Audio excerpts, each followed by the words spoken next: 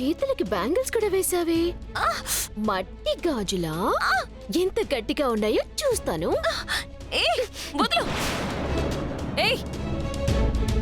ఓ అరే, గోరింటాకు కూడా పెట్టుకున్నావా? పేరింటానికి ముత్తైదులు పెట్టుకున్నట్టు పెట్టావు. ఏంటమ్మా ఈ అవతారం? ఓ ఇదేంటి? ఎందుకు కట్టుకుంటారు ఈ తాడు? చేతికి కట్టుకున్నావా లేక ఇంకేమైనా వేరే వేరే కట్టుకున్నావా? ఇది చూపించు. చూపించమ్మా, తిరుగు చూడి. ఇలా తాళి కనిపించేలా వస్తే నువ్వు నా భార్య అని అందరికీ తెలిసిపోతుంది. అప్పుడు నాకు తల తీసేసినట్టుంటుంది.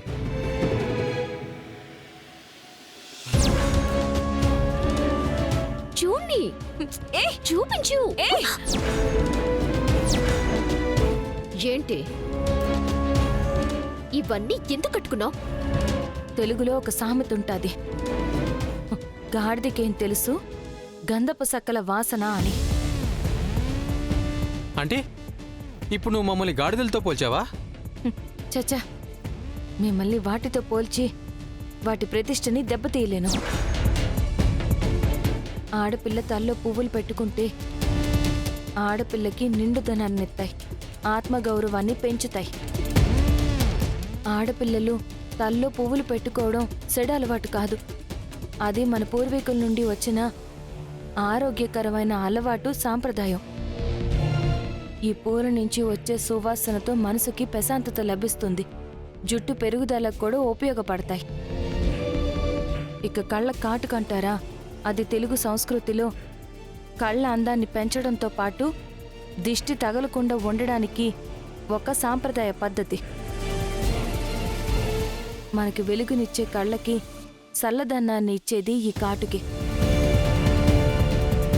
కళ్ళ అలంకరణకే కాదు, రక్షణకు కూడా ఈ నల్లటి కాటుక ఎంతో ఉపయోగపడుతుంది. వేరే కంటికి మనల్ని అందంగా చూపించేది ఈ కాటుకే. కాళ్లకు పట్టీలు మన అందాన్ని పెంచడమే కాకుండా మన శరీరం నుంచి విడుదలయ్యే శక్తిని నియంత్రించి ఆరోగ్య ప్రయోజనాల్ని కలిగిస్తాయి. ఈ గాజులు అందంతో పాటు అనేక ఆరోగ్య, ఆధ్యాత్మిక, మానసిక ప్రయోజనాల్ని కలిగిస్తాయి.